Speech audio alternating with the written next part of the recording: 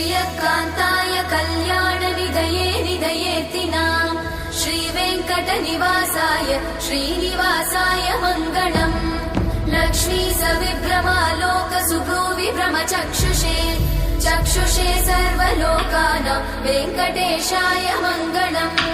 श्रीवेङ्कटाद्रिशृङ्गाग्रमङ्गलाभरणाङ्गये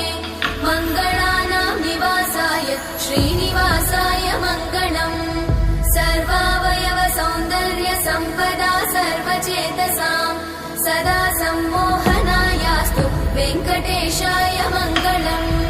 नित्याय निरवध्याय सत्यानन्दचिदात्मने सर्वान्तरात्मने श्रीमद् वेङ्कटेशाय मङ्गलम् स्वतः सर्वविदे सर्वशक्तये सर्वशेषिने